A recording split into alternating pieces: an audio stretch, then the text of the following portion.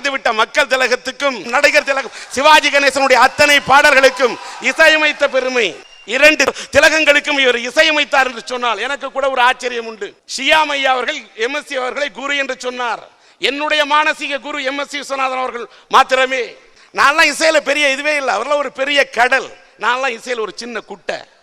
நான் சொல்லுவேன், ஒரு பெரிய இசை டேங்க், ஒரு பெரிய வாட்டர் டேங்க் இருந்துதான். அந்த தண்ணி டேங்க்ல கசிவு ஏற்பட்டு அப்படியே சொட்டு சொட்டா தண்ணி விழுந்துதான். அந்த சொட்டு சொட்டா விழுந்த தண்ணி ஒரு கொட்டாங்கச்சியில் விழுந்துதான். அந்த கொட்டாங்கச்சி அளவுக்குள்ள அந்த தண்ணியை பார்த்துட்டு ஆகா எவ்வளவு தண்ணினா அந்த கொட்டாங்கச்சியில் சேர்ந்த தண்ணீர் தான் இந்த டி ராஜேந்தர்.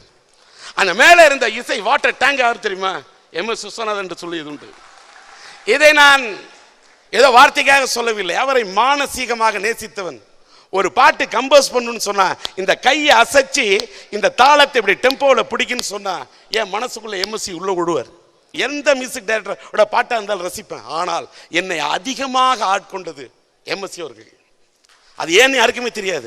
எல்லா மலர்களோட வாசமும் பிடிக்கும், ஆனால் சில மலர்களோட வாசம் ரொம்ப அதிகமாக பிடிக்கும்.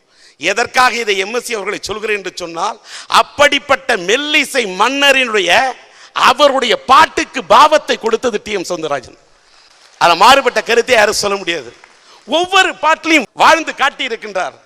மக்கள் திலகம் பாட்டுனா அப்படியே மக்கள் திலகம் பாட்டு மாறியே தெரியும். நடிகர் திலகம் சிவாஜியோட பாட்டு நடிகர் திலகம் சிவாஜியோட பாட்டு மாதிரி தெரியும். எங்க வீட்டு பிள்ளை படத்தில் இருந்த நாணயத்தால் பாட்டிலேருந்து ஒவ்வொரு பாட்டா கேட்டேன்.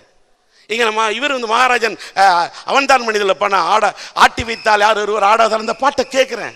அந்த பாவம் எங்கிருந்து வருகிறது? இத்தனை பாடகர்கள் இந்த நாட்டில் உருவாக்கி இருக்கிறார் என்றால் இத்தனை பாடல்களை உருவாக்கிய எம்எஸ்சி.